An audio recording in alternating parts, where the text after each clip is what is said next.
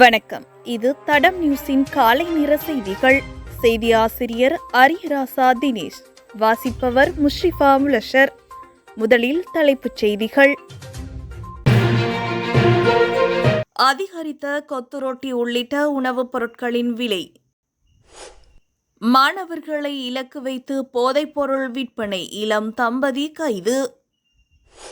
பனையாள் விழுந்ததாக கூறி வைத்தியசாலையில் அனுமதி, அழைத்து வந்தவர்கள் தப்பியோட்டம், மருத்துவர்கள் சந்தேகம். கடலிற்குள் மோதிய சீன கப்பல்கள், பிலிப்பைன்ஸ் படகை துரத்தியதால் விபரீதம்.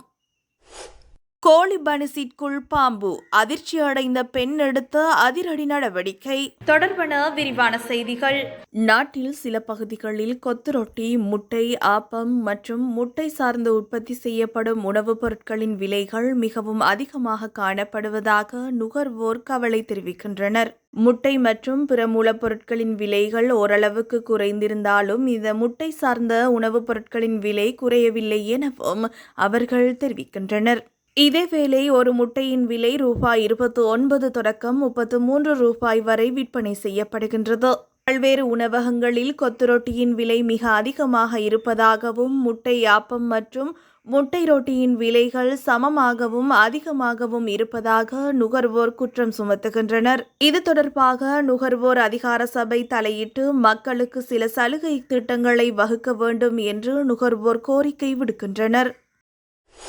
அனுராதபுரம் பிரதேச மாணவர்களை இலக்கு வைத்து போதைப்பொருள் வர்த்தகத்தில் ஈடுபட்ட இளம் தம்பதி ஒருவர் கைது செய்யப்பட்டுள்ளனர். கொழும்பை அண்மித்த மீகொட பிரதேசத்தில் வைத்து அவர்கள் கைது செய்யப்பட்டுள்ளனர்.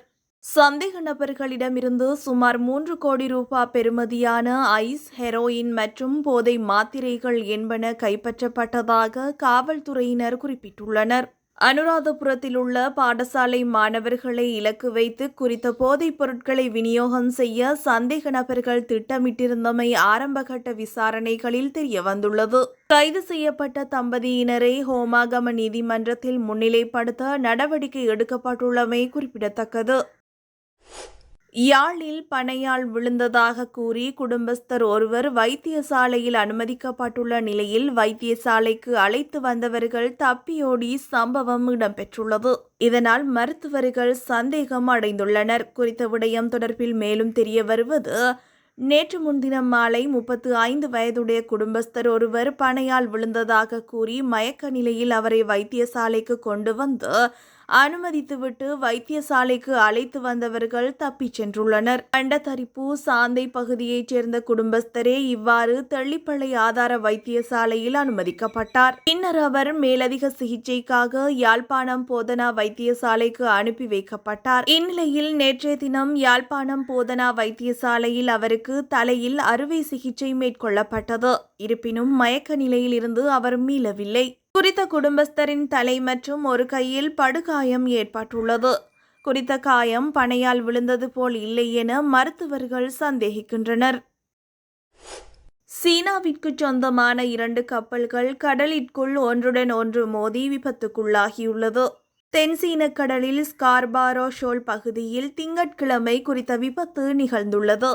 சீனாவின் PLA கடற்படை போர்க்கப்பல் மற்றும் சீன கடலோர காவல்படை கப்பல் ஆகியவையே கடலிற்குள் ஒன்றுடன் ஒன்று மோதிக்கொண்டன.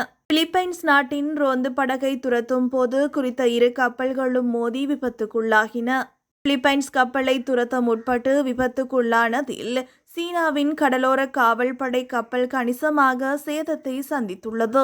விபத்தில் ஏற்பட்ட பலத்த சேதத்தால் சீனாவிற்கு கோடிக்கணக்கான ரூபாய் இழப்பு ஏற்பட்டதாக தெரிவிக்கப்படுகின்றது. சீனாவின் 2 கப்பல்களும் ஒன்றுடன் ஒன்று மோதிக்கொண்ட காட்சியை வீடியோவாக பதிவு செய்து பிலிப்பைன்ஸ் கடலோர காவல்படை வெளியிட்டுள்ளது. இந்தியாவின் தெலுங்கானா மாநிலத்தில் பேக்கரி ஒன்றில் வாங்கிய கோழி பனிஸில் இறந்த நிலையில் பாம்பு கிடந்த சம்பவம் அதிர்ச்சியை ஏற்படுத்தியுள்ளது. தெலுங்கானா மஹபூப் நகர் மாவட்டம் ஜட்சலாவில் உள்ள பேக்கரியில் இந்த சம்பவம் இடம்பெற்றுள்ளது. ஸ்ரீசைலா என்ற பெண் நேற்று அங்கு தனது குழந்தைகளுக்காக ஒரு முட்டை பனிஸ் மற்றும் ஒரு கோழி பனிஸ் வாங்கிச் சென்றுள்ளார். வீட்டில் கோழி பனீஸ் பார்சலை திறந்தபோது உள்ளே இறந்த நிலையில் சிறிய பாம்பை கண்டு அதிர்ச்சி அடைந்துள்ளார். உடனடியாக அதை எடுத்துக்கொண்டு பேக்கரிக்கு சென்று கேட்டுள்ளார். ஆனால் பேக்கரி உரிமையாளர் அலட்சியமாக பதில் அளித்ததாக தெரிகிறது. இதையடுத்து கோபமடைந்த குறித்த பெண் போலீஸ் நிலையத்தில் புகார் அளித்துள்ளார். இதையடுத்து போலீசார் வழக்கு பதிவு செய்து சம்பவம் குறித்து விசாரித்து வருகின்றனர். இதுபோன்ற செய்திகளை தெரிந்து கொள்ள தடம் நியூஸ் சேனலை சப்ஸ்கிரைப் செய்து அருகில் உள்ள பெல் பட்டனை கிளிக் செய்யுங்கள். மேலும் இதுபோன்ற செய்திகளை உடனுக்குடன் தெரிந்து கொள்ள தடம் FM.com என்ற இணையதளத்தின் வாயிலாகவும் எங்களுடன் இணைந்து கொள்ளுங்கள்.